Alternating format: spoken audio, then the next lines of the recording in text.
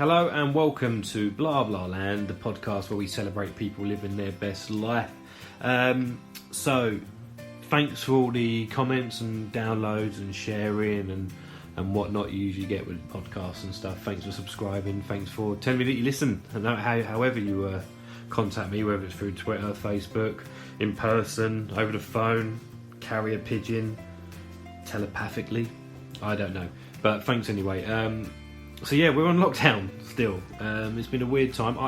This episode that you're listening to now was actually recorded before the whole lockdown isolation thing kicked off. So it was about a month and a bit. I recorded this with Tracey Richardson. She's a therapist. She's a life coach. She's just a bloody angel. She is like, you know, when you meet someone, and I luckily know this lady through people over the years, and when you meet someone and when they just start talking and they start saying stuff, you just get this instant like, yeah, I get it. You know, when these people, you know, these people on the internet that sort of, they say they stand for people and oh, I love these people so much. Like you get like this like automatic crush on these people. Like this person, I would listen to you all day. Tracy's one of those. She's so articulate in what she says. She's funny. She listened. I feel like when I talk to her, she's listening and then she switches it back to me. She's very clever. So I'm giving her a lot of praise right now. So when you listen to this, you'll get it. We have a nice chat. It's quite light-hearted, this one. We didn't want to go too deep, and I'm glad we didn't, because going into sort of deep conversation in this sort of weird time we're living at the moment is a bit weird. But this was kind of a nice chat to have with Tracey before the whole COVID thing took over. We do mention it a little bit because it was just when Donald Trump was talking about it and it went into the news and we weren't sure what was going on with COVID-19. Hang on, buddy. So my dog's licking himself whilst I'm trying to record this. Yeah, so it's kind of, so if you listen to this and we mentioned it a little bit, it's prior to all isolation stuff and how it all went downhill from there. But hopefully you can listen to this and enjoy it. We have a little chat about life, really, and just how we can all better ourselves and try and a little bit of mindfulness and trying to gauge what's going on. It's probably a good time to listen to this, because if you can step out of the whole COVID situation and listen to this now. But enjoy the show. Hopefully I'll have some more podcasts lined up very, very soon, along with other shows that I do. We have a lot of time on our hands, so enjoy. If you like this, please give it a rate, review, comment, share, graffiti a wall. Well, actually don't do that, because you should be outside, stay indoors, and enjoy this episode of Blah Blah Land.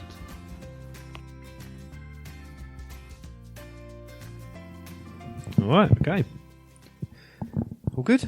Good. I've got my headphones on so I can hear everything. Beautiful. So obviously if you start moving it away too far and I can't hear you, then I'll just go move it back. Okay. Because we've got the roaming mics. We're holding them. Right. So when you walk down the street, you go, oh, there's a vox pop. You talk to the people on the street. Whereas usually some people like to have a stand. Right. But that would mean we'd be sitting on your desk. Yeah. So. All right, Tracy, you all right? I'm good. How are you? Not too bad. Such a weak intro, that, isn't it? You all right? Yeah, not too bad. It's like we just met. Rubbish, it's like we just met at a bus stop. I'm gonna start talking about the weather. So yeah, thanks for coming on the podcast. Thanks for having me. Excited. Give us a little insight on who you are. Oh wow, that's a big question. Yeah, there you go. Just start off. I'm just too lazy to explain. No, just give a little insight on who you are, and we can go from there, because that will start the conversation, surely. Okay, so I'm a therapist and a coach. I have a specialism in the science of happiness and well-being, which is positive psychology. I also design programs for schools to develop wellness, resilience, positive mental health in children. And just have a real fascination, actually, with the human mind. Nice. So obviously the whole premise of my podcast Blah Blah Land was stemmed from trying to understand happiness in people, how people maintain their own happiness, how people embrace their happiness, how people are happy. There's no negativity on that question. Some people find the question very difficult. Mm-hmm. Some people find it very easy. Some people don't know how to answer it, and then they just ramble on about things that make them happy. Yeah, there's no right or wrong answer. But I'm talking to someone now who's got a degree in happiness, master's degree, I would say master's degree, but you're from Leicester, so masters will work. Masters. So masters. So what does that entail? Talk to me about that. So the degree itself, or everything, the subject. Okay, so positive psychology, applied positive psychology, is the subject itself. So it looks at how do we function when we're functioning well? How is it that some people can have really challenging lives and yet they seem to flourish and thrive and be happy, and other people have perhaps far more privileged lives and yet are very sad or unhappy or moany, however you want to look at it. And so basically positive psychology actually researches those kind of questions to find what then are the keys to happiness. What is it that we can do more of or less of that will change our lives and our daily experience of life? Right, okay. So what got you into that? Did you just leave school and go, do you know what? I want to know why people are happy or why they're not happy. Let's go down there. Well, I think I had quite a challenging background and yet have always been quite a happy person. Okay. So I was kind of interested in really, I should have ended up somewhere not where I am. Right, yeah. So in terms of kind of where I did end up, I was at 23 pregnant and homeless. And it really kind of interested me in terms of how was it that I didn't carry on going downhill from there and I was able to turn my own life around and end up in a place where I was happy, where I was thriving. What was it that was different? So when I came across positive psychology and this scientific look at what makes people be able to do that, ordinary people be able to say, do you know what? I want to turn my life around. Yeah. I want to be happy. What do I need to do? So my belief was that if I could learn more about that and the mechanisms by which I'd turn my own life around, then I'd be able to help people to do the same. Okay. So it's such a happiness for me is like you said. It's like would you say it's like a state of mind, or is it something that people can? Are people? Okay, here's a question. This is what I wanted to ask you. Just kind of, are people born happy? Okay, so the science says. Yeah. The science says that we all have a happiness set point. Right. Okay. So, that might be, I don't know, 25% or 75%. Oh, so some people perhaps have more of a predisposition to be happy than others. However, an awful lot of our happiness we can change by what we do. And the really interesting thing is that happiness has very little to do with our circumstances. Okay. So there was one piece of research a few years back which looked at happiness levels of two groups of people. One group had, through accident or illness, had become paraplegic, and the other group had become big lottery winners. Right, okay. So they measured the happiness levels of these people a year after those events and found that across the board, these people were just about the same level of happiness as they were before they became paraplegic or before they won the lottery. Oh, right. So those events hadn't actually made much difference in the long term. Okay. So maybe it's changed it for like a temporary measure. So yes, so we might get really happy when we win the lottery for like 5 minutes, maybe a bit longer. But ultimately, it doesn't really affect how happy we are. yeah. And there's also research that once we have reached that level of money coming in whereby we can pay our bills, maybe have a couple of luxuries, Yeah. that any more money doesn't make us much happier. See, that's always the age-old question that people say that, oh, if I had all this money, I'd be really happy. It's like, well, does money mean happiness? No. Because if that was true, then Donald Trump would be the happiest person in the world. And you know that guy's not happy. Do you know what I mean? Like, Piers Morgan would be the happiest person. No, he's not that happy. Do you know what I mean? So there's people out there with a lot of money. They're not happy at all. No, absolutely. Or they are. They're happy to a level which we're no different to me and you. Mm. They're just less happy in a bigger house. Exactly. And it is really, really fascinating how you can look at people who you look at their lives and go, oh my God, they must be really happy. And they absolutely aren't. Yeah. You know, as you know that my son is currently living on the other side of the world in the bush, in the Solomon Islands. They have nothing there. And yet they seem to be the happiest people.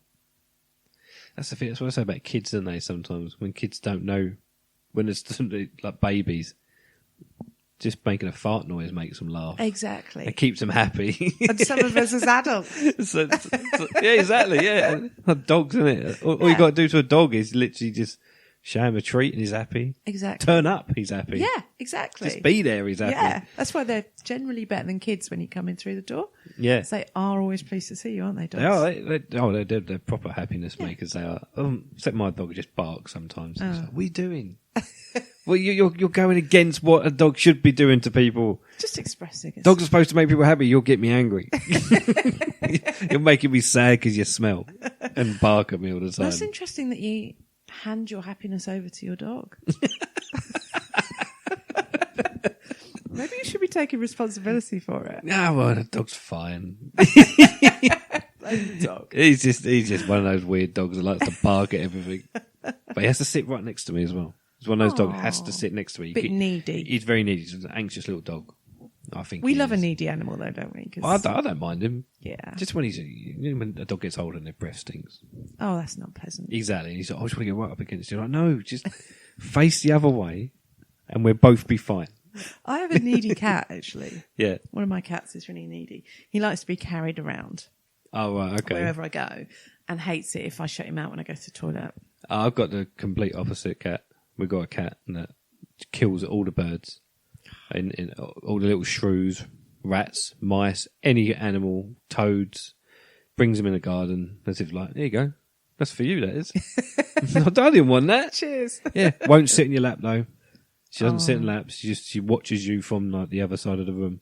She stares at you. Bit of catitude. Yeah, oh shit, catitude. Yeah, she just stares at you like, I don't understand why you're not feeding me. It's like, what are you doing sitting down? And then she just go and wander off. Slave. But then my daughter Tilda, she just pick her up and walk around the house. And she's just like, yeah, fine. Yeah, but Tilda is boss of the world, right? That's it, though, I suppose, yeah. And the cat's like, I get it. I get it. It's fine. I'd accept this, but you can't pick me up. She can pick me up. You don't rule. Yeah, she's allowed to, but you just feed me. Where's me food? I bought you 7 rats, 7 mice, 7 shrews, 16 birds. You can give me nothing. I do have to feed her, but yeah. Cats are crazy. They're so different. Are cats ever happy? I don't think cats ever can be happy. Do you not think so? No, because they always got that look that they're never happy. They're like content in some moment. Like you'll scratch their belly, wouldn't you? Yeah. And they're purr. And then if you scratch the wrong part, then they'll scratch Then you. they'll have you. Yeah. It's like, well, not that happy. But they're so authentic, aren't they? Like they don't bullshit you. Cats don't bullshit you. They don't, do they? No. That's why I think the Egyptians are so scared of them. Yeah. Because they're like, we don't understand this animal. This animal doesn't do what we say. This animal just sits there staring at us. But I love that authenticity. Like you know how they feel. Yeah. They just demonstrate it to you.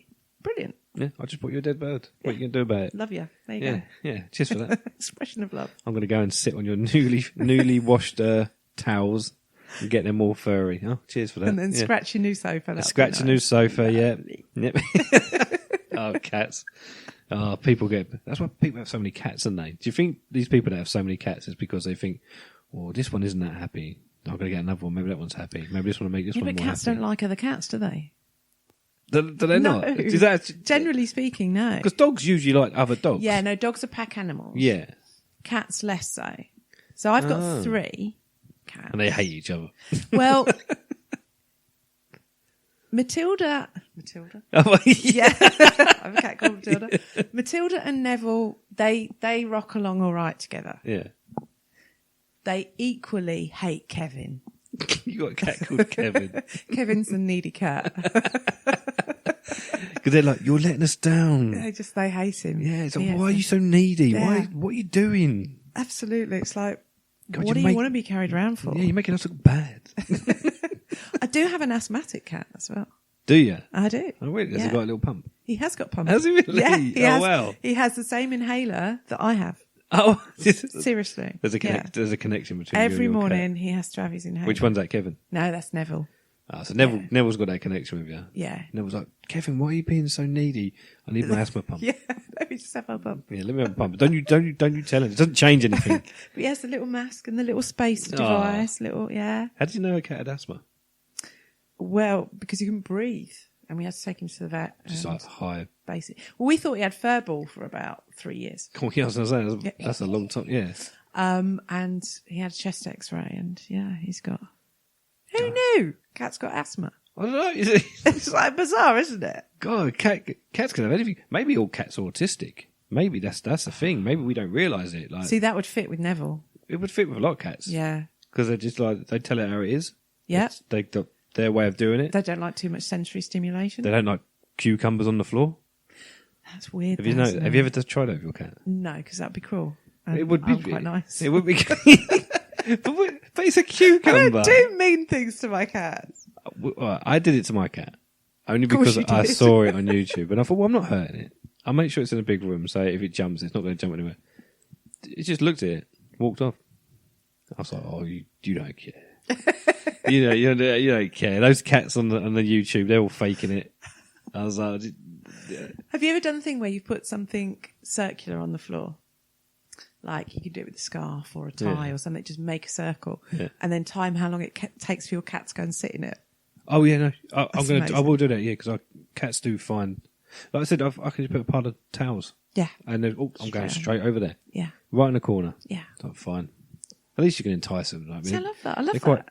They're easy to like go. Oh, I can trap you. I'll just put you in a circle somewhere. I'll find you. I get you. But my cat, you can pick my cat up, but she just doesn't. She shouldn't like it. She just doesn't. You know, she doesn't like it, but she won't fight it. Do you know what, though? I think that's definitely more girl cats. In my experience having cats, boy cats tend to be more kind of soppy and loving, apart from Neville. Yeah, he just looks at you. Neville's got asthma and he feels sorry for himself. He's a bit sensitive. So do you think like animals make people happy? Totally. That's why they get them. For 2 reasons. I think that animals tend to give us unconditional love. They don't want much from us. So we've not got to try and work out too much with animals. Whereas with other human beings, we're constantly looking for that. What is it? Yeah. And I think that that's linked to evolutionary psychology. Oh, here we go. Okay. I love a bit of evolutionary psychology. Yeah. So this idea of, why we're always worrying about what other people think about us. Yeah. I believe that comes from what has been inbuilt in us from day one. So we evolved to live in a group because if we weren't in a group, we were more likely to get eaten by, Neville's ancestor, saber-toothed tiger. Oh, yeah. So the people who did things that put them outside of the group got eaten. Mm-hmm. So it got more and more and more genetically strong in us to want to be in groups. Yeah. So now we worry about what other people think because we don't want to be ostracised from the group because that's a survival mechanism. Okay. So with other animals that are not the same animal as we are, we don't need to do that. We don't need to think about what they think of us. No, okay. So I think that's why we have this kind of connection with them that has less pressure on it. Okay. Yeah? They're not going to judge us, are they? No, if they I do. don't know, Neville does. Neville judges everything. Yeah, but do you really take it literally? No, I just look at him and go, Yeah, you judge what you you like. still live here, don't you? You still come back. Oh, what's this? Oh, what's this? Oh, yeah, the food cupboard's shutting. Do you want your asthma pump? You're just going to have an attack, aren't you? They go, I have the power. Neville's like, yeah, you're right. Yeah. You've got, you're holding all the cards. Yeah. I can't. I've got paws. I can't hold cards. So that's one of the reasons I think that they make us happy. Yeah. And I've completely forgotten what the other one was. Oh, I know what it was. Okay. So the other thing one of the other things that I'm really interested in is this aspect of mindfulness. Yes.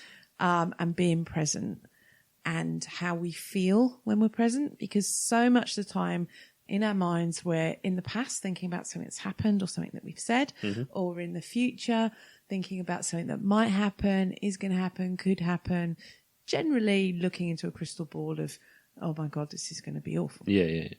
Whereas animals bring us right into the present. They're here with us in that moment when we're stroking them. They make us relax. They kickstart our parasympathetic nervous system, which is the part of us that brings down like our heart rate and our breathing and all of that from fight or flight. So they have a really good calming, soothing effect on us. So I think, having animals around is really good for our mental health. Oh, definitely. I mean, people always ask me, why do you get dogs are such a tire, cats are such a tire. It's like, but I get home at the end of the day and I'm tired. Dog sits next to me. Yeah. I feel it's good. Yeah, he stinks, but fine. He can stink. He's like 15. He's allowed. You know what I mean, or whatever. Yeah. But no, yeah, I think it's definitely and plus it's good for kids. Oh, totally. Like I think it's good because you can always look at those kids that grew up without any pets. Yep. And the ones that grew up with pets. Yeah. The ones without any pets, it's almost like they're aliens. Yeah. Animals are aliens to them. Yeah. Oh no, that dog's going to kill me. I'm going to get They rabies. can't go to somebody's house. It's like an animal. Yes. Oh, and I'm so scared of it. It's like, Yeah. It's a dog. Yeah. Do you know what I mean? Trust me, I have a bit of faith in the owner. If the dog's going to hurt you, it wouldn't be out and about. And we shut our dog away, not because he's going to hurt anyone. He just gets annoying. Yeah. So he barks. I'm like, look, you might scare someone by barking. I know you're only small, but do you know what I mean? Just you're loud enough that people will be like, oh, you're scaring me now. Yeah. So, but yeah, people with big dogs. I used to have big dogs when I was a kid, like Great Danes.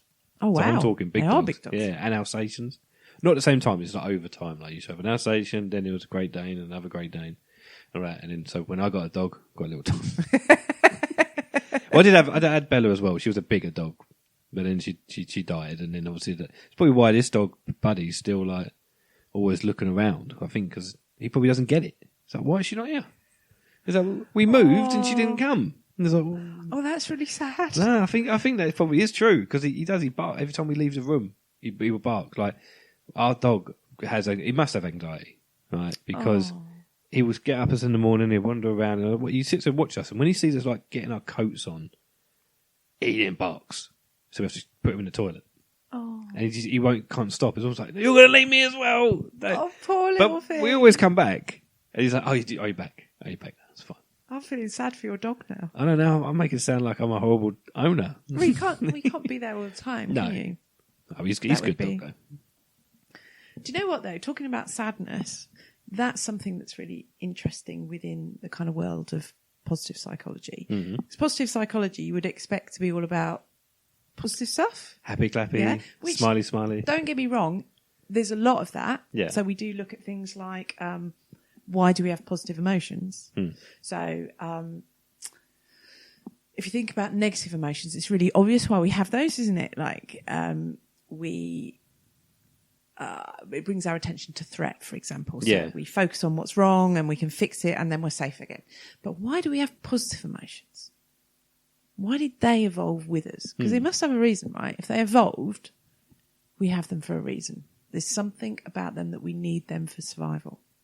So there's a lady called Barbara Fredrickson who did a lot of research into positive emotions.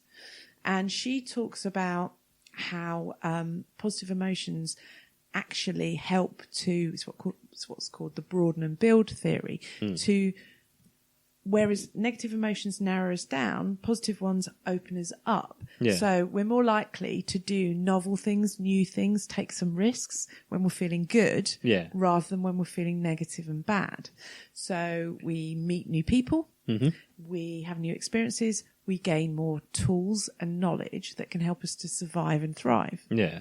So it broadens and it builds. Okay. But a few years ago, there was a second wave to positive psychology, which said, okay, fair enough. Like, this is great that we're looking at all this positive stuff. That's fantastic. And it goes, is the opposite to psychology as usual, which was always about how things were wrong or broken in people. And positive psychology looks at what's good and strong and all of that in people. But actually, we need to bring in the negative as well. We need that kind of balance.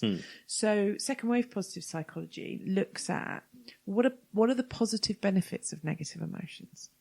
So why do we get sad? What could be good from that?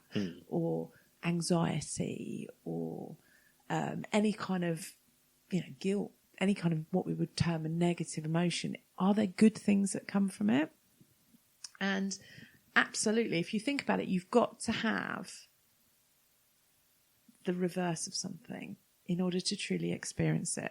Okay. So a bit like climbing a mountain, there would be no point in climbing a mountain if there weren't valleys the other side so you could see far. Yeah. So in order, for example, to truly experience love, we have to be able to be aware of what it would be like if we didn't have that person in our life. So we almost have to go to the negative to truly experience the joy of the positive. Okay. Yeah. Does that make sense? You've basically just you just explained the synopsis for the Pixar movie Inside Out.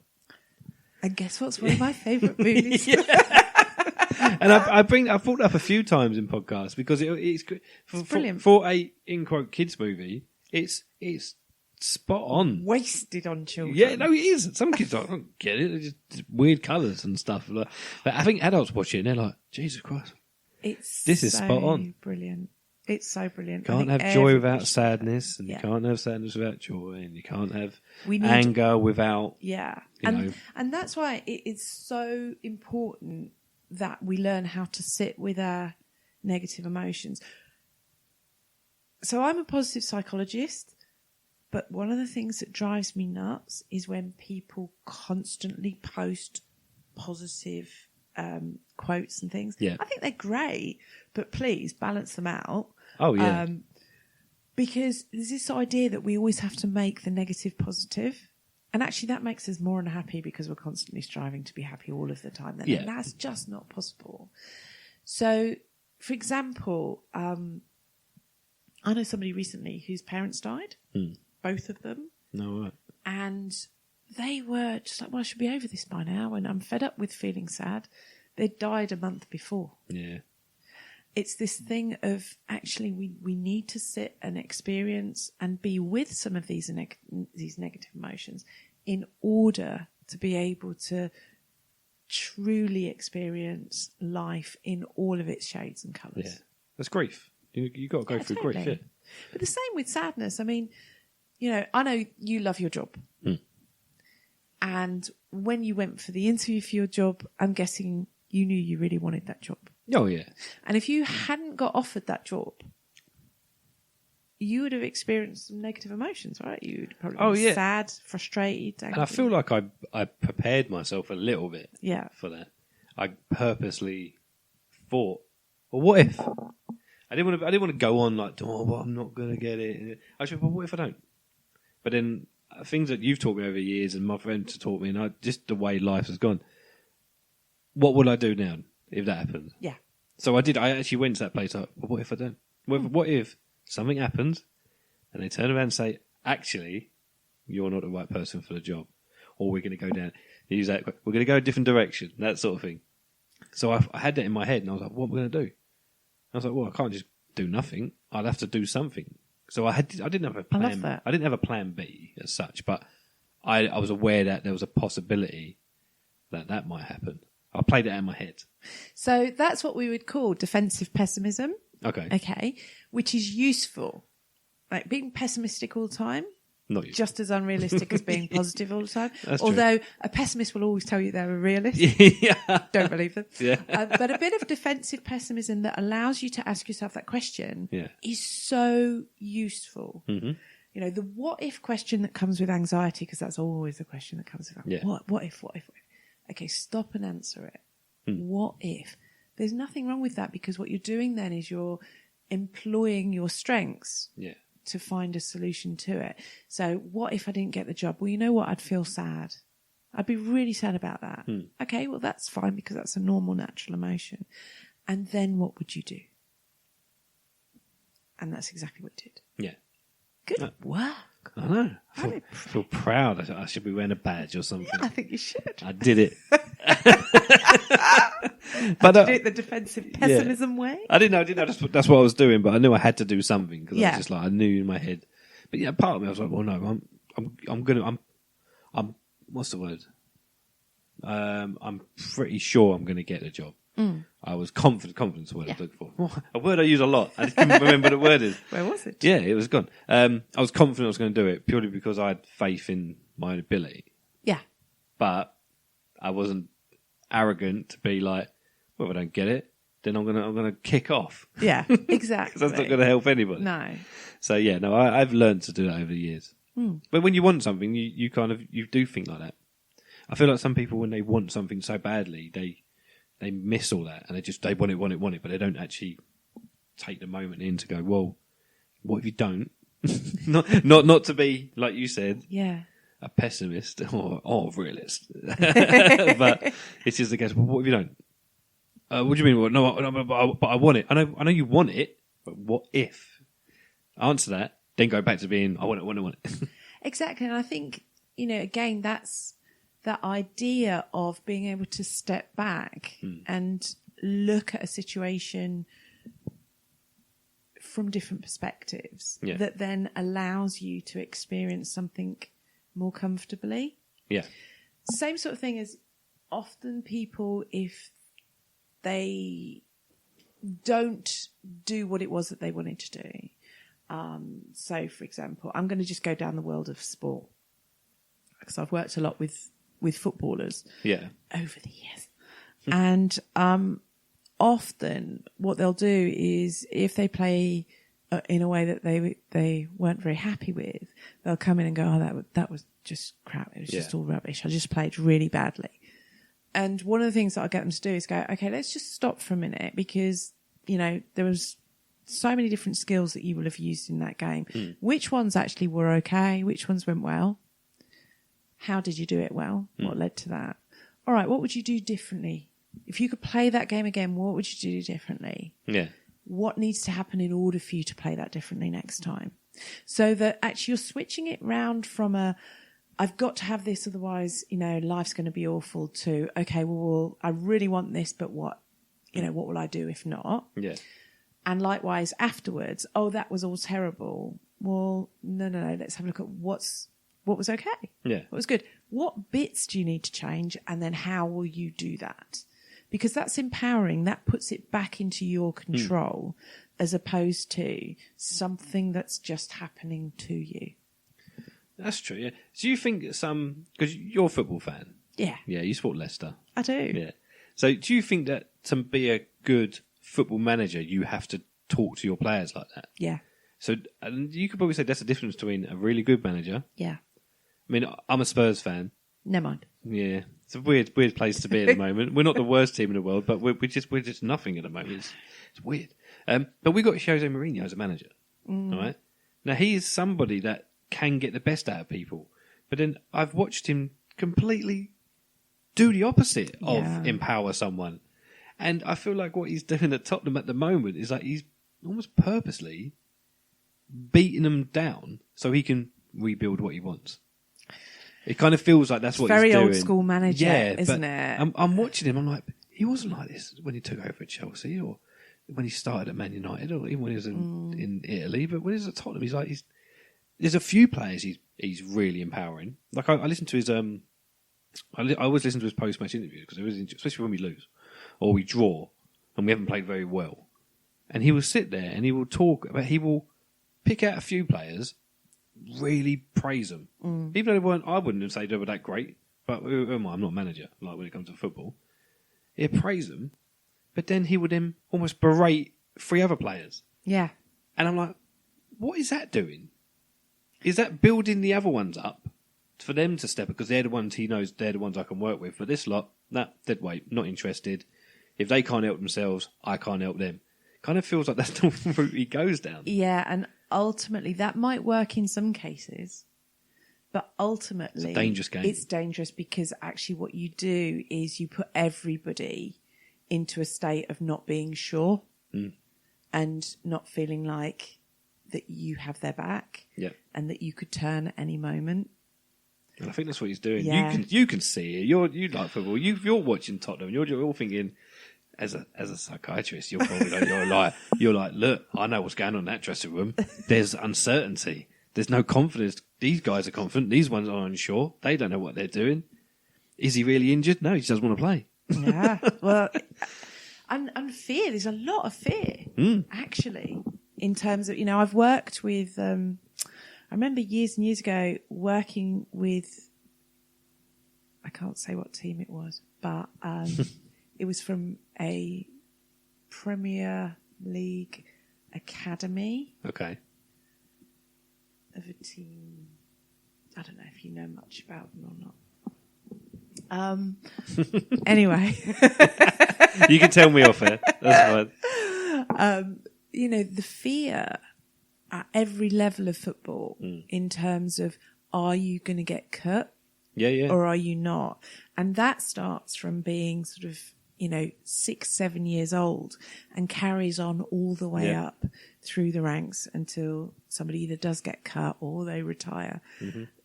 It's a really cutthroat place to be. Yeah, I bet. And I think that's why Mourinho's game is a very, very dangerous one. And I don't think it's great for players' mental health. No, you're probably right. The game probably pays off in certain teams, Depends what level you're at. certain environments. Yeah. For what he's, because it's worked and he's done it, but there's probably a reason why he's not been manager for the too long at clubs, because I think it's a quick win. He gets it, they do it, and then they go back to being uncertain again. Yeah, absolutely. I'd agree with you. Yeah. So I do. I watch, psychology in football. I can see it. It's huge. I think psychology in sport is so fascinating. It's because it's competitive. Yeah. And it's all about win-win-win. Because at the end of the day, if you're not going to go out to win a game of football, then why are you even playing football? Yeah. That's what I always say to people. It cracks me up. I always read these comments online. I know you shouldn't, but you read these comments on these fan sites, especially you guys like see on Facebook, the Tottenham ones. Oh, the people got a lot of things to say about how terrible that team were. You're like, I don't think they went out there to play bad. No. I honestly do not believe it. Because, he's terrible. He don't look like he cares. I'm like, they care. I think he cares. I just think he's got no confidence. Yeah. And I was listening on Tottenham played last night and they lost, and surprisingly. And the guy there, I think it was Alvin Martin. There's an old footballer, Alvin Martin. Yeah. He said, "There's no confidence in that team. There's no." He goes, "I can see it. I'm watching them." He goes, "No confidence." He goes, "Yeah, they can string some passes together. You put a non-league team out against them, then they'll probably beat them easily because they got skill." He goes, "There's just no confidence." He goes, "They just don't look like they really know what they're doing. They're looking around at each other. Who's going to step up? Who's actually going to do it? I don't want to make a mistake, so I won't do anything that I shouldn't be doing. I'm just going to pass the ball." It's just like a confidence thing. Totally. What we believe is what we'll end up doing. And I think that's so important in day-to-day life as well. Because I think sport is actually a great metaphor for day-to-day life anyway. Yeah. What happens in a sporting arena happens in day-to-day life. Yeah. So that's why it's always fascinating to watch sport, because it does reflect normal everyday life. You can see if somebody's feeling confident, they're far more likely to do what it is that they set out to do. Mm-hmm. So if that belief is there, they might not be as skilled as somebody who doesn't have the confidence. Yeah. They'll do better. Yeah. And that's why it's important to actually have our own backs and be coachy with ourselves, as opposed to that inner critic voice that we tend to all have. We have to train that inner critic voice to become a coach, to get the best out of ourselves. And that's not about letting ourselves off the hook. I don't believe in letting ourselves or others off the hook. Just ask my kids. Poor sods. I do believe that we get the best out of ourselves by actually challenging ourselves. But we have to do so from a place of empathy and compassion and being on our own side. If you could listen to the inner workings of most people's brains, you wouldn't think that they were their own friend. Yeah. Before we started this, I was talking to you about a podcast that we both listen to. Yes. And a guest that was on there whose name is something, I believe. I can't remember his name. It was a How to Fail podcast. Yeah. Elizabeth Day one. I've mentioned it plenty of times on this show. Love it. Yeah. She is my girl crush. I think she's everyone's crush. She's amazing. She's my amazing. podcast idol when it comes to stuff like this. I love her. But this guy was talking about the brain as being just another organ of the body. And actually, we wouldn't pay attention to what our liver said or our lungs said if they started talking to us randomly. We'd just go, no, you lungs, shh, you are not the font of all knowledge. Yeah. What do you know? Yeah, exactly. But he also talks about how he calls his brain Becky. Right, okay. So he sees his brain as a separate person called Becky. And so therefore, when his brain starts talking stuff that is not fitting with what he wants or making him feel good, he goes, Becky, just shut up and go away. And he described it as, if you were at school with, or at work, whatever, with, a girl called Becky, who every day came up to you and went, you're rubbish, you are. Why are you doing that? They don't like you. Yeah. What do you think you're doing? Oh my God, you look awful in that. What do you think? Oh, no. You go, for goodness sake, Becky, just leave me alone. Yeah, have a break. Yeah, I just don't want to sit next to you anymore. I'm not drinking coffee with you no more. You were just not my friend. But our own brain, we go, yeah, you must be right because you're my brain and you're talking to me. No, it's true. That's weird, that, isn't it? My brain's telling me, she's right. Yeah, your brain is so right. She's like, she knows what she's talking about. She knows what she's talking about. I know she does, yeah. I just thought that was really revolutionary, though, this idea of the brain being just another organ. Why do we give it so much credence? Do you think as well we give it so much because we don't understand it?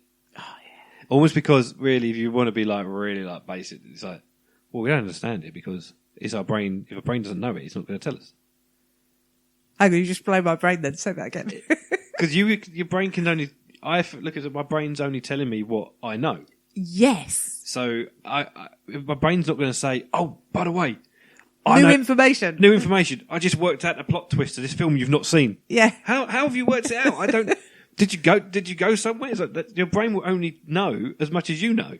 That is so true. So when people sit there and say, that's why people take so much credit, it's like, well...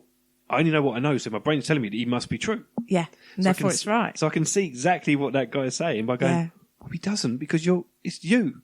And it doesn't have the information. Yeah. So I'm pretty sure what you just told me, now my brain's going, oh yeah, I didn't know that. maybe it's right. And then that's how it works. It's just such a weird... It's endlessly fascinating, isn't it? Oh, we're going to a vortex of just walking around. I don't know what's going on. My brain's now starting, hang on, what's going on? It's the Matrix. We're all plugged into the Matrix. That's what it is to keep us from stop going into that vortex. But now I can see that. Blowing my mind now. Now I don't know what to do. Oh no, and it's only Thursday. What's is it though? I'm only saying it's Thursday because you've told me it's Thursday. It might not be Thursday. Well, time's a man-made concept, isn't it? It is. I didn't know it's Thursday because the calendar told us it's Thursday. This is true. I'm pretty sure the people on that island that your son's at, they don't really know what day it is. Well, it's a different day from today. Probably. Oh no, it's the same day. It's just later. Yeah, but is it though? Do they call it Friday? Do they have a calendar of Monday to Friday? I don't know. Exactly. I have no idea. These tribes in these forests and these, he walks on the Amazon rainforest and stuff. They just live in there. They don't sit there and go, Dave, it's Thursday. You know what Thursday means? It's Beetle Day. We're going to go and get some beetles. I was like, oh, okay, yeah. It's not. We're a social construct of time. I always say that with people. It's so true, though, isn't it? The biggest thing cracks them up, and I always say it's like that time between Christmas and New Year. Oh, yeah. Everyone's like, I don't know what day it is. You're like, you do know what day it is. It's Tuesday. right? Because we know it's Tuesday, because the calendar says it's Tuesday. It doesn't feel like a Tuesday, though, does it? It doesn't feel like a Tuesday. I love that. What feels like a Tuesday? It feels like Sunday. Well, what does Sunday feel like? Because you're ingrained. Like, I used to work shifts. I don't work shifts now. I do Monday, Friday. I only work if you have like weekend every now and again. And so I get when people say, no, it's more like a Sunday today. I'm like, no, I get what a Sunday feels like. Because when I was a kid, a Sunday used to be the day before school. So it was get everything ready, go and have a bath. Last summer wine was on back in the day. That was my Sunday. I mean, Sundays were a little bit depressing. It's like, oh, God, I've got school tomorrow. So whenever I go to Sunday's supposed to be a relaxing day. Yeah. Not people that work shifts. Because when I do my weekends, I finish on the Sunday night and I'm sitting there watching TV and I'm like, feels like a Friday.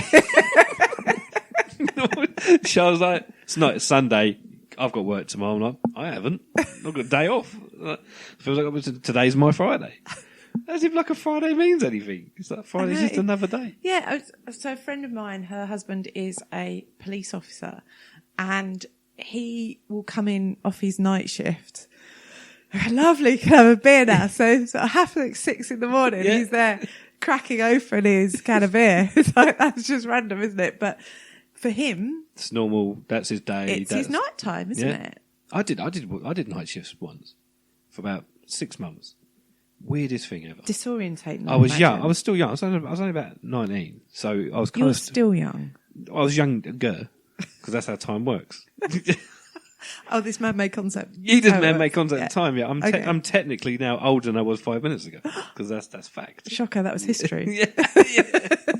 And then people listen to this podcast. I'm listening back to the past. You're ancient now, aren't you? Yeah. But I did. Remember when I did that sort of night shifts? I got into the habit of I'd finish like 5:30. I'd go to Tesco's. I'd get myself food because I'm like, well, I don't go home, go straight to bed because I used to think in my head, well, if I finish shift at like 8 o'clock, I wouldn't just go home and go straight to bed at 9 o'clock because people would expect that. I'd get home and like if my mum was getting up or whatever, she'd be like, well, you're not going to bed. I'd be like, it's 7:30. I was like, yeah, but you've been working all night. I was like, if I worked like a 9 to 5 shift, I wouldn't get home at 6 o'clock in the evening and go, well, I'll go to bed now. That's so true. So I'd go to Tesco's, I'd get some food. Yeah, usually it's bakery food because you just want to you walk into Tesco's and it was all freshly made up by that. I'd get and I ended up buying a DVD. I'd go home and watch a film. So I'm sitting down at like 6:30 in the morning whilst everyone's starting to get up, and I'm sitting there watching movies, like having food and that. Just then I go, I'm go to bed. I was like, I'll go to bed in a minute. I'll go to bed about 10 o'clock because that kind of works it all out. I didn't enjoy it though. It was weird. It was weird because it must be disassociating from you know other people. That kind of idea of I'm living in almost my own world. Yeah, it was that. I ended up just watching TV and that, and then if I did go to bed at like 9, then I'd wake up at 3. Didn't start till 7. So then I've got like 4 hours and that to kind of just mill about. But then I'd end up going to a local pub to see people and go, well, I've got to go work now. So I couldn't have a drink with them. Chill out and... But I'd sit with them. They're finishing work. I'm sort of like, I'll have a Coke and that because I'm going to drive to work. And then I'm just like, right, it's 6:30 now. I've got to go work. See, that would affect you as well in terms of happiness. Yeah. Because one of the other things that science says that we need is a tribe. Yes. And if we're disconnected from our tribe, that creates stress and unhappiness. Yeah, and I always say you try. I always use this like social media. I've mentioned it so many times on the podcast, but social media can be really bad. We know that. Yes. Don't need to go on about it, but you can also be really good for finding your tribe. Yeah, absolutely. And once you find that and you find your tribe, social media is amazing. Yeah. Because it's like, where's my happy place? So I can go there and talk to people who actually want to hear me talk about stuff. I just watched a new episode of this TV show that I know this person's going to love. Or you just go on there, and that's what I love about Twitter. Twitter's a really weird place, but if I watch a TV show, I find the hashtag, I'll go on there, and I'll be like, what's everyone saying? But then I've now got to the point there where like, no, that's negative. No, that's a troll. No. Or that person, yeah, I agree. Yeah. Like. And then that's kind of how it works. But then people go, I'm going to go and find all the negative stuff online. That's the thing. It's a massive huff. Nothing. Because it is really interesting how people react to the idea of social media and whether it's a really good thing or a really bad thing. It can be I think, both. you know, there are elements in terms of, that's probably generational as well, in that, probably the more mature generations would probably look at it as being quite negative, young generations positive. But actually, it's neither of those things. It's how it's used, how you use it, that denotes whether it's a positive or negative experience for you. I suppose it's like anything, isn't it? It's I think anything's how you use it. We've all got cars. If I use it from the wrong way and just start driving on pavements, it's going to be a negative experience for a lot of people. I was just going to say, not just for you. Yeah, a lot of people are going to have a negative experience in that. Yeah. But if I drive it how I'm supposed to drive it, on the roads, at a safe distance from other cars, at a good speed, it's a positive experience for everybody. I'm going to get home. They're going to get home. No one's going to go... That was like what do they used to call them? Like a community or a information video thing. Do you know what I mean? I was actually quite impressed there. Yeah. Drive at a safe distance, at a safe speed. Check all your mirrors, and you'll get home fine, and you'll be happy at the end of it. I had to go on one of those because with my husband's old work, we had a company car, and as part of that, you had to go on like this advanced driving thing, and the guy really couldn't be asked. So basically, he took us for this little drive, and he talked to us about Bob, who's out of your left-hand mirror, which is boy on bike. Okay, yeah. And Tom on your right-hand side, who is tosser on motorbike. Okay, nice. So that was good. That stuck with me. And then he said, "Look, we've got another 3/4 of an hour. Should we just go to Tesco's and have a cup of tea?" I like, yeah. Yeah, let's get it. We know about Bob and Tom. We're sorted We're with done. Bob and Tom. We're done. To be honest, I drive a Ford Fusion in my spare time. I'm hardly a girl racer, am I? Yeah, exactly. Oh, that's brilliant. All right, so to kind of like sort of finish the podcast, what I ask this question is, this is the question that people, we kind of covered it a little bit at the beginning, but I'm going to ask how I ask it. This is the one that people either love this question, hate this question, or I don't know how to answer it. You got a master's degree in happiness. Loving the pronunciation. Yeah, I think you're going to kind of go down a nice little road with this one. Let's see. So, how do you Yeah. maintain your own happiness? Okay. So I make sure I have plenty of positive emotions. Mm-hmm. So I do a lot of the stuff that makes me happy. So I know for me, that's being with people I love and care about. Yep. As well as spending a fair amount of time on my own. Okay. Yeah. I'm quite an introvert naturally. I'm the same. I like my own space. I recharge by being on my own. Yeah. So I'll make sure I do that. I am happy to sit with my negative emotions. Okay. So if I feel sad, I don't try and chase that away. I sit with it. I also kind of give myself time to wallow if I feel like wallowing, but I'll put a time limit on it. So I'll perhaps say, right, I'm going to wallow till lunchtime, Right. and then it's time to get up and do something different. 9 times out of 10, after half an hour, I'm a bit bored of that. So I'll do something different anyway. Wallowing can be boring, you know. But it's weird. When you give yourself permission to wallow, you don't need to do it anymore. Well, it's like a kid, isn't it? It's like if a kid starts whining and kicking off, you go, fine, kick off. Yeah. I don't want to kick off now. Totally. And my kids always said, you used to say, well, what are we supposed to rebel against if you don't give us permission to rebel? Oh, yeah. There you go. So they got really conformist, and that was their rebellion. Bless them. So there's that. I make sure that I am as physically healthy as possible. Mm-hmm. So I go to the gym most days. I eat a healthy diet. I have a little bit of what I shouldn't. Yep. Which is always good. And I listen to what it is that I need.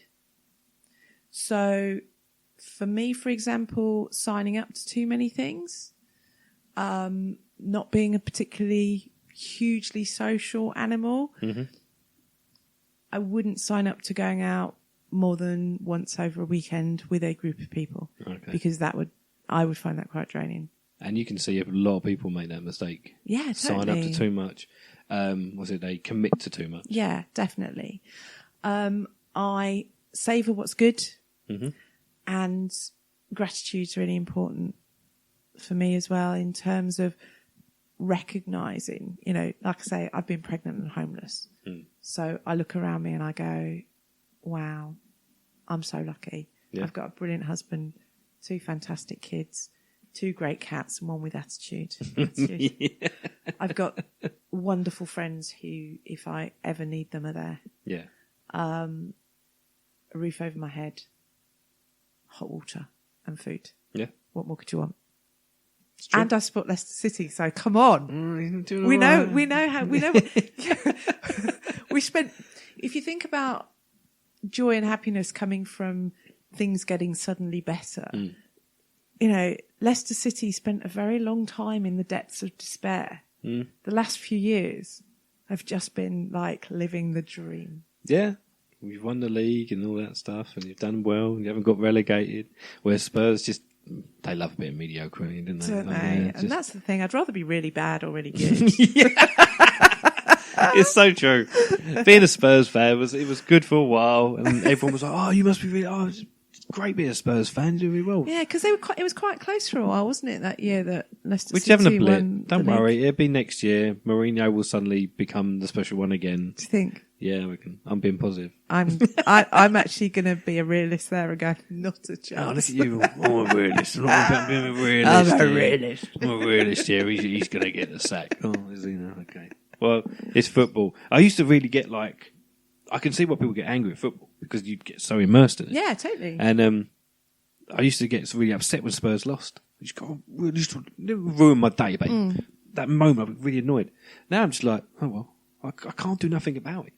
That's what I used to say to people. I was like, I can't do that. So when I used that's key. People used to have arguments about football all the time, and I laugh when they still do now. Like, Spurs this, West Ham that. And I'm just like, what are you going to do about it? Nothing. You've chose to support that team. Yeah. Go support. If you only want to support teams that do really well, go and support Liverpool right now, and then next season pick another team. Yeah. Do you know what I mean? Because that's how it's going to work. Pick the team that it's going to always change. I'm a Spurs fan. We lose. I'm like, okay, fine. Oh, you were rubbish. I love people make it personal. You were rubbish at the weekend. They say to me, "What? Sorry, I was not on that pitch." What do you mean? You were rubbish. You were terrible. I wasn't playing. I didn't even watch it. I was a great supporter. I was there with my beer. I didn't even watch it. I think I checked on my phone and I saw we lost. I was like, oh, that's a shame. But don't you think that's key to being happy? Yeah. Not sweating the stuff you can't control. Yeah, I think I've learned that over the years. Really can't. Yeah. If I can't control it, then what can I do about it? We live in a world where it's fear-mongered and scare-mongering with all this stuff that's going on. And I'm like, well, what can I control? Well, there are certain things I can control. Are there? Certain, yeah, I can. What can you control? Well, coronavirus. What can I do to control coronavirus? Wash my hands. You can influence. But that's the key. Actually, ultimately, we can't control anything. We can only influence it. Oh, yeah, okay. And I think that, when we grasp that and let go of the trying to control, it's got to be better, isn't it? You have to trust yourself that you'll deal with whatever comes up. Don't you think it's funny that the coronavirus come out, they've told everyone to wash their hands, and people are acting like that's a new thing? Well, it's like it's the fact that so much hand soap now has gone off the shelves. What were people doing before? This is disgusting. So they've told us to wash our hands. Do you not wash your hands? I wash my hands every time I come out of the toilet. I always wash my hands. I have this habit of if I'm near a sink, I just think I'll just wash my hands. Yeah. I'm here, and why not? Keep clean. But it's the latest government advice to wash your hands while singing Happy Birthday twice. There's absolutely nothing patronising about that whatsoever. It's cool. Well, do they expect me to start washing the hands and go, they didn't tell me for how long? When do I stop? There's people standing at the sinks now just washing their hands because it's been for 4 days. He's been there for 4 days washing his hands. Still washing. They didn't tell me when to stop. I'm washing my hands, didn't know how to stop. I should use alcohol gel and hand sanitizer. Oh, Christ. Just be smart. Don't go sneezing in people's faces. It is quite simple, isn't it? Yeah. In the same way as we try and avoid flu and colds and other germs. It is what it is. We can only do what we can do. Doesn't help we've got 24-hour news telling us that everyone's dying. Okay, so I'm just going to go on one rant about this, if that's all right. That's fine, go for it. I know we're time to close, but this is why I believe that children have become less resilient and more anxious. Yeah. And it's to do with actually parents and being exposed to news 24 hours a day on every single platform. So we're hearing bad news from around the world in every moment, repeatedly, the same things over and over again. And every time the brain hears something bad that's happened, it sends out a threat signal. Okay, so you hear the same thing 10 times, it sends out 10 threat signals. So although we actually live in the safest time in history, as a set of parents or adults, we believe that we are in danger. Yeah. Therefore, we overprotect our children. I saw it described yesterday as being a curling parent. Right. So basically, you know, have you ever seen curling where they do the little brushy thing? Yeah. So trying to smooth everything out for our kids rather than letting them face the bumps and the difficulties. And that's why ultimately then they don't build up their own resilience, their ability to solve problems, etc. So when they go out into the big wide world, they don't know what to do. That's so true. So ultimately, when we talk about this kind of snowflake generation, which I hate that term with a vengeance, it isn't the kids' fault that they don't know what to do or how to be resilient. Yeah. It's because we've got this constant stream of negativity in terms of news, and we have a natural bias towards negativity because that's what's kept us alive. Yeah. And therefore bad news sells, which is why the news is full of bad news. Yeah. So ultimately, that is the root of the lack of child resilience, I believe. There you go. There's my thoughts in a nutshell. It's like the end of a Jerry Springer episode. Your final thoughts. I have never been likened to Jerry Springer or his guests before. Or that may not strictly be true. Well, thanks for coming on the podcast. It's been a pleasure. Always lovely to talk to you. Always. Always. Love it. Thank you very much.